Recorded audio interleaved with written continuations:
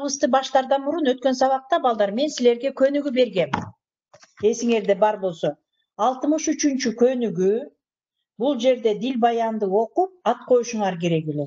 Мен азыр бир сыйра окуп берейин, анан силер уже даяр болушуңар керек. Ага ат койгондурсуңар, Текст орусча берилген. Аны угабыз. Вчера получил письмо от мамы. Оказывается, 7 июня она уехала в Москву и останется там до конца месяца. Просит, чтобы я не сердил бабушек и не ленился. Выполнял все задания, чтобы в сентябре не огорчить учителя. Вот что она пишет мне в письме.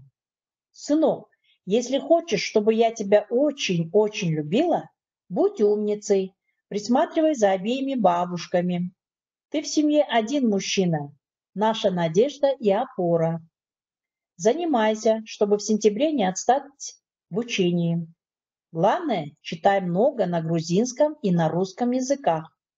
Выполняй все задания. Смотри, когда приеду, проверю. Если не выполнишь мою просьбу, очень меня огорчишь. Скажи, пожалуйста, Гоша, разве можно, чтобы сын огорчил маму? Лучше, если меньше буду играть и больше заниматься. Сказала же мне бабушка, не будешь знать, будешь похожим на дом без фундамента, который никогда нельзя будет достроить. А разве это не в наших силах быть похожим на дом, построенный на железобетонном фундаменте, чтобы никто не мог разрушить нас? До свидания. Карагыла эми. Бул текстти эмне деп атап койсок болот экен балдар. Карагылачы. Демек, бул жерде эмне жөнүндө айтылып атат?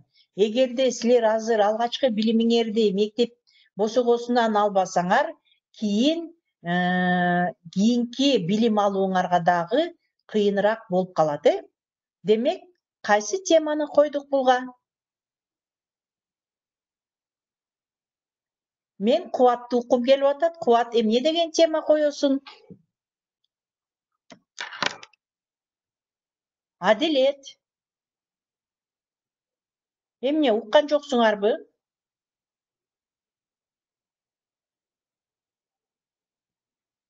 Айнуска саламатсыңбы?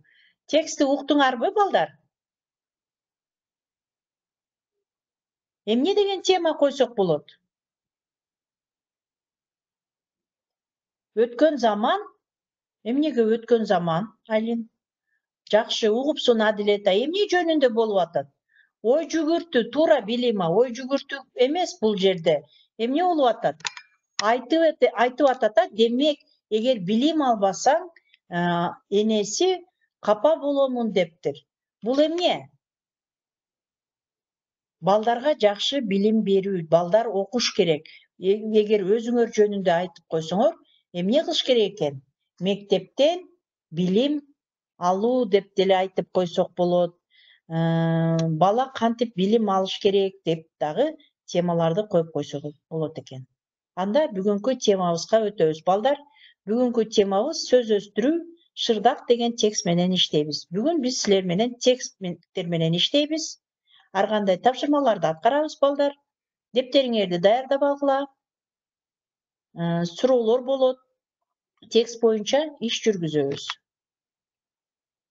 Анда биринчи сабакты баштардан мурун мен дайым сурайм, маанайыңар кандай деп, жакшынакай позитивдүү маанайды түзүп алабыз, балдар. Жылмайып койгула баарыңар. Канчалык адам көп жылмайса, ошончолук көңүлдүү күнү жакшы өтөт, билесиңер. Баарыбыз үйдө отурабыз, себеби карантин маал болуп атат азыркы мезгилде дагы. Сабакка жакшы көңүл бурабыз, окуу куралдарды даярдайбыз, дептерлерди туура жазууга аракеттенет экенбиз, балдар.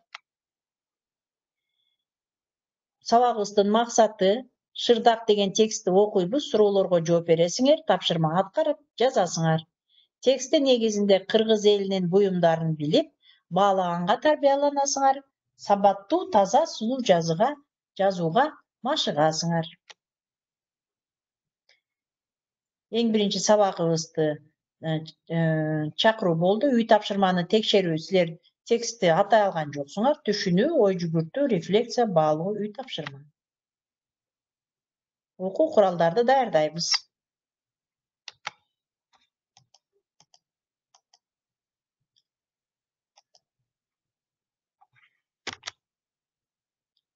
Так, текст балдар. Бул эмне? Шырдакты көрүп турасыңар, кыргыз шырдактар ар кандай оюмдары болот. Шырдактын ар кандай оюмдарынын өзүнүн аттары болот. Азыркы мезгилде бул илгертен бизге калган уус чеберлердин бизге калган иштери, мынакей шырдактары. Азыркы мезгилде дагы аябай шырдактарды көп жасашат. Азыр шырдак боюнча кыскача бир маалыматты угайлы балдар. Азыр орусчасын окуп берем, анан кыргызчасын дагы окуйбуз. В 2013 году Шырдак был занесен в список мировых нематериальных культурных ценностей ЮНЕСКО. Шырдак – двухслойный войлочный ковер. У кыргызов одно из самых сложных по своей технике изготовления изделий из войлока. Он состоит из сшитых между собой искусно вырезанных и сшитых кусков войлока, представляющих собой своеобразную текстильную мозаику.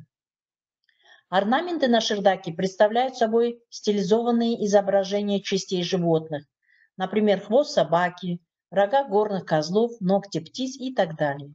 Каждый шырдак по краям должен заканчиваться черно-белой парой цветов. Они символизируют заснеженные верхушки кыргызских гор. Кийинки текстибиз эне мурас. Бизге бул шырдактар энелерден, чоң апалардан, чоң энелерден калган мурас. Мурас — это наследие, вы знаете, да? Биздин энелерибиз түркүн түстөрдүн шайкештигинен турган кооз шырдактарды, ала кийиздерди жасашкан, килем токушкан. Энелер жасаган шырдактын оюларында кыргыз жергесинин жаратылышы чагылдырылган. Энелердин мурасы болгон шырдак муундан муунга өтүп, ушул күнгө чейин колдонулуп келе жатат. Шырдак кийизден жасалып үйгө салынуучу үй буюму. Өң бети, ортосу жана чети болуп эки бөлүктөн турат. Анын кыюусу жана жээги болот. Шырдак жасоо үчүн адегенде кийиз жасалат. Шырдактын өң бети болуучу ак кийиз ар кыл түскө боелот. Андан шырдактын бөлүктөрү бычылат. Ар бирине оймо түшүрүлүп оюлат. Оюлган кийиздин бири оймо, экинчиси бет болот. Булар бири-бирине кыналыштырып жөрмөлөт. Ортоңку бөлүгү менен четки бөлүгү кыюу аркылуу бириктирилет. Алар шоула менен шырылат. Оюлардын үстүнөн милте, жээк бастырылып жөрмөлөт. Шырдактын четинде айланта ак жана кара кийизден каршы терши иймек, аламач бастырылат. Алар кыргыз тоолорунун ак карлуу чокуларынын символу. Эми балдар, биз азыр текстти окудук. Азыркы тапшырмабыз төмөнкү сүйлөмдөрдүн иретин текстке жараша белгилегиле. То есть мы прочитали текст с вами, да, внимательно. Здесь даны предложения. Какое предложение идет первым, вторым. По последовательности мы должны поставить эти предложения. Энелер жасаган шырдактын оюларында кыргыз жергесинин жаратылышы чагылдырылган. Бул биринчи. Азамат Сыңайлин. Туура жооп. Ортоңку бөлүгү менен четки бөлүгү кыюу аркылуу бириктирилет.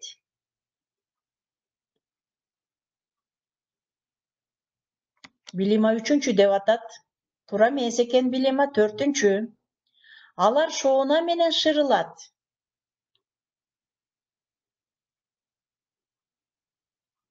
Барбы туура жооп балдар? Жок. Анда туура жоопту карайбыз. Бешинчи сүйлөм экен балдар. Шырдак кийизден жасалат. Ал үйгө салынуучу буюму. Айлин. 2 деп атасыны текшерейли анда. Азаматсың Айлин. Алар кыргыз тоолорунун ар карлуу чокуларынын символу. Так, туура эмес, Билима. Нуркыз 3 деп атасыңар. Туура жоопту карайлы. Так, Адилет. Кана текшерейли анда. Туура эмес экен. 7-чи бул акыркы сүйлөм эле балдар. Кийинки сүйлөмүбүз шырдактын четине айланта ак жана кара кийизден каршы терши аламач бастырылат. 3-чү Камила. Текшерейли анда. Туура эмес экен. 6-чы. Туура эмес Адилет. Акыркы сүйлөм оң бети ортосу менен чети болуп, 2 бөлүктөн турат. Мына бул 3-чү болуш керек экен, Билима. Туура, бул 3-чүгө дал келет экен. Азаматсыңар, жакшы. Кийинки тапшырмага өтөбүз балдар. Текстте төмөнкү сүйлөмдөрдүн бар же жок экенин белгилегиле. Демек, бул жерге берилген сүйлөмдөр текстте барбы, жокпу белгилейбиз, бар же жок деп айтабыз. Бат-баттан активдүү иштейбиз балдар. Энелердин мурасы болгон шырдак муундан муунга өтүп ушул күнгө чейин колдонуп келе жатат. Бар. Текшерейли анда. Азаматсын Айлин. Туура, Алтынай, бар. Кийинки сүйлөм Камила, азаматсың, иштеп баштапсың. Бүгүн Камилага 5 коёмбу. Шырдак кийиз буюмдардын кооз түрү. Билима бар деп атат. Дагы кимде кандай ойлор бар? Активдүү иштейбиз. Нуркыз жок деп атат. Анда туура жоопту карайбыз балдар. Адилет да жок деп атат, Алтынай да жок деп атат. Бар экен балдар, жооңар туура эмес болуп калды. Шырдак кийиз буюмдардын кооз түрүнө кирет да, кооздолуп жасалат. Ар кандай түстө болот шырдак. Ал кооз да. Кийинки тапшырма. Узчулуктун эң мыкты өнүккөн түрү шырдак жасоо.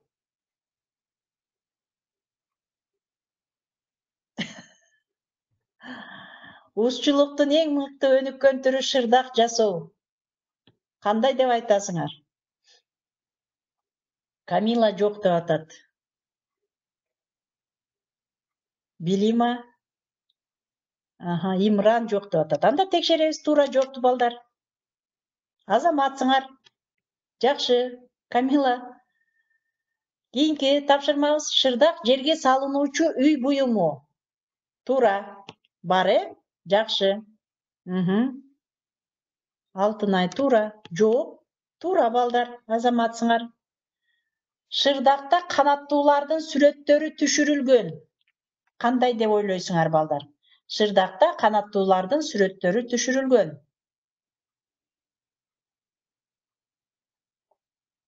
Так, бар деп ойлойбуз, Да кимде кандай ой? Билима жок дейт. Анда текшеребиз. Туура жок, бар экен. Кийинки тапшырмабыз дагы. Шырдактын оюларында кыргыз жергесинин жаратылышы чагылдырылган. Кыргыз жергесинин жаратылышы чагылдырылган. Так, Алтынай бар деп атат. Камила жок деп атат. Билима жок деп атат. Анда текшерейли. Туура экен. Бар деген жооп туура болот экен. Кийинки сүйлөмүбүз шырдак жасалуучу кийиз ачык кызыл, көк, сары, жашыл түстөргө боелот. Кандай деп ойлойсуңар? Ар кандай түстөргө боелобу? Боелот. Азыркы мезгилде шырдактар ар кандай түстөргө боелуп чыгып атат, Бул жерде жок деп атат. Бул жердечи балдар? Боелот, бирок текстте жок да, туура Айлин. Азыркы мезгилде мурун эки эле түс болгон, себеби ар кандай түстөр жок болгон. Ошондуктан ак кара гана түс болгон. Ак жүндөн жана кара түстөн жүндөн жасалган. Азыркы мезгилде өнүккөн үчүн ар кандай түстөргө боеп, жашыл, сары түстөрдү дагы шырдактар чыгып атат. Бул жерде бар деп туура жоопто айтсак болот балдар. Кийинки тапшырмабыз балдар. Бул жерде биринчи жагында сүйлөмдөрдүн баш жагы берилген, экинчи катарда сүйлөмдөрдүн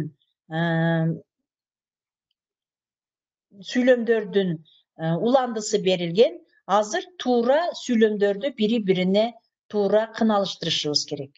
Биринчи сүйлөм шырдак, экинчи ал жерге салынуучу шырдактын оюларында.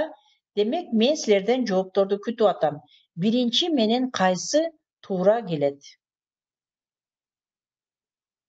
Биринчи, төртүнчү билима, Так, кийиз буюмдарынын кооз түрү. Азаматсын билима, текшеребиз. Жакшы. Кийинки, ал жерге салынуучу эмне болот? Бат-баттан.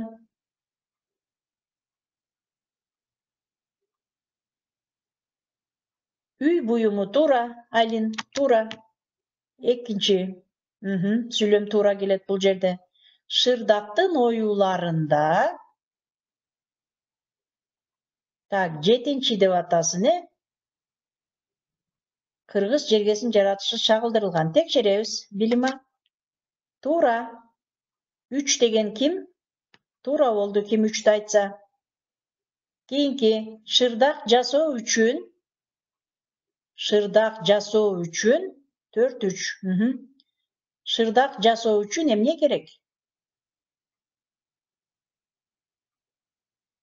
Кийиз жасалат. Шырдак жасоо үчүн кийиз жасалат. Текшерейли. Ачык кызыл, көк, сары, жашыл түскө боелот. Шырдак жасалуучу кийиз 7-2. Ипара, текшеребиз. Шырдак жасалуучу кийиз жээк бастырылып жөрмөлөт дейт. Оюлардын үстүнөн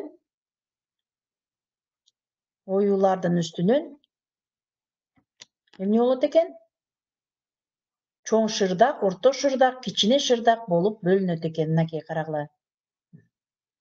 Акыркысы өлчөмүнө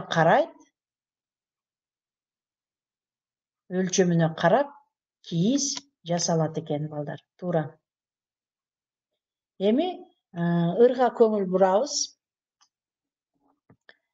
Буттары түптүз, мойну узун, кериле басса жарашкан, суйкайган бугу маралды суктанып баары карашкан. Созулган сулуу кыздарды маралга теңеп баркташкан. Бугу марал жомогу бүт ааламга тарады. Абдан кызык экенин биз да билип алалы. Мынакей.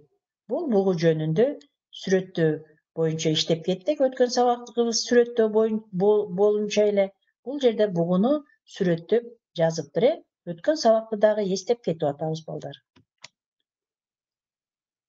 Табият менен бирдикте жашаган кыргыз баласы, асманда учкан куш дагы оюмга түшкөн карачы.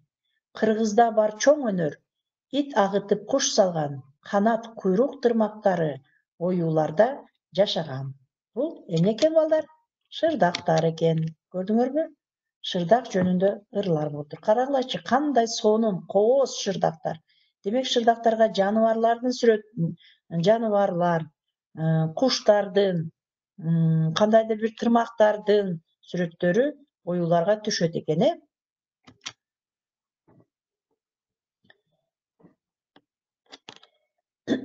Так, эми демек бүгүнкү сабакта силер эмне жөнүндө билдиңер? Шырдак жөнүндө билдик.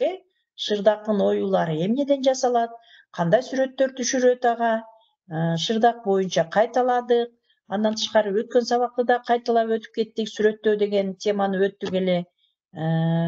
Түшүнбөй калган нерселериңер болсо, суроолорду бергиле балдар. Барбы суроолор?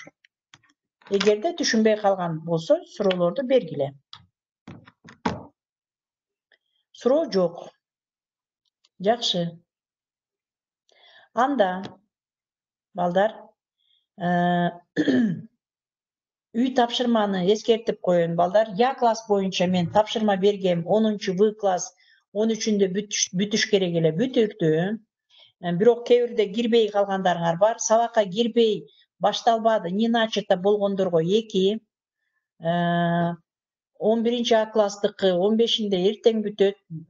Анан эртең кечинде мен дагы силерге тапшырманы жөнөтөмүн балдар. Я класс боюнча тапшырма. Бүгүнкү сабак боюнча бааларды айтып кетейин. Билим ага 5, Адилет 4, Камила Азаматсың 5, дагы ким иштеди бизде? Нуркыз 5,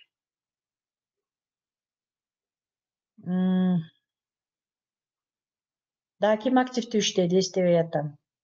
Нуркыз иштеди, Билима, Камила, Ипара иштеди, Адилет иштеди, Адилетке 4, Ипарага 4, Омурканова 5. Молодец, Омурканова, бүт жоопторуң туура болуп атты, жакшы.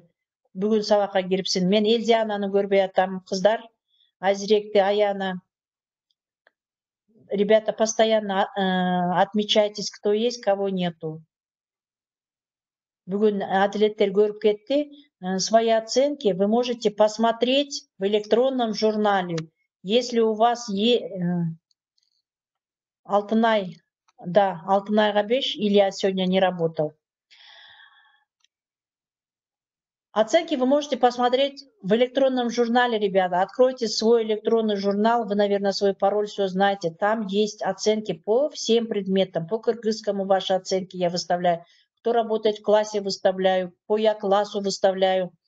Поэтому у кого нету оценок, считайте, что если по Я классу нету оценок, это 2 считайте. По адабияту вы мне будете показывать тетради. Возможно, мы скоро будем обучаться в обычном режиме. Я у всех проверю тетради. Даже можете в любое время приходить в школу, я всегда в школе, прийти и показывать свои домашние задания. Вот. Анда балдар, бүгүнкү сабагыбыз соңуна чыкты. Саламатта болгула, баарыңар тынч болгула. Тапшырмаларды аткарабыз, активдүү иштейбиз сабакта. Бүгүнкү үй тапшырманы жакшы аткарбапсыңар, себеби мына текстке ат койгон жоксуңар. Бул тапшырманы дагы бир жолу кайталап беремин. Дагы бир жолу кийинки сабакта мен сурап гана кетемин. Кандай ат койдуңар мына 63-чү көнүгүүдөгү текстке? Как назвали? Давайте назовите этот текст. Я прочитала его на русском языке, надо же название поставить этому тексту.